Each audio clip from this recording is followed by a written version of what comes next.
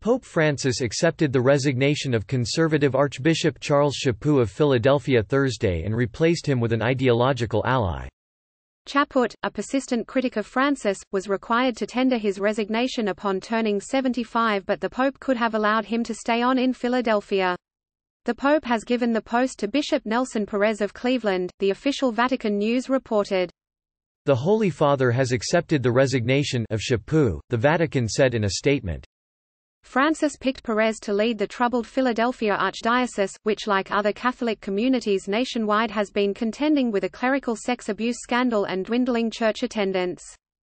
By doing so, Francis sidelined an archbishop who had been increasingly critical of his papacy and who endeared himself to conservative Catholics by calling for the denial of communion to politicians who back abortion rights and by opposing the legalization of gay marriage.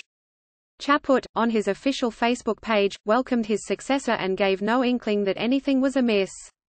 "This is a moment of great joy for the people of the Archdiocese of Philadelphia," he wrote.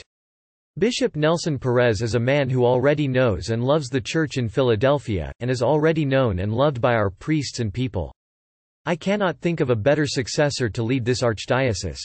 Francis, in recent years, has appointed like-minded clerics to run the archdioceses in Chicago and Newark in an effort to move the Catholic Church in the U.S. away from the traditionalist approach and make the Church more inclusive and open to divorced and gay Catholics who have been treated in the past like pariahs.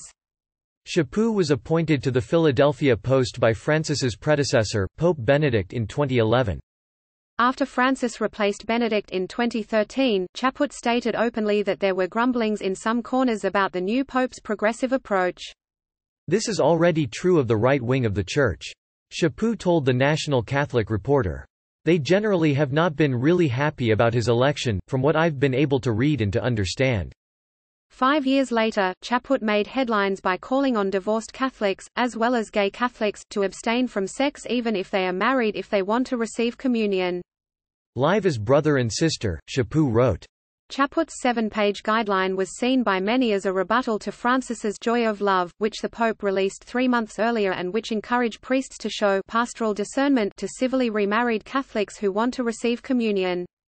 Like Chaput, Francis has spoken out against gay marriage, but the Pope also called for an end to unjust discrimination against homosexuals.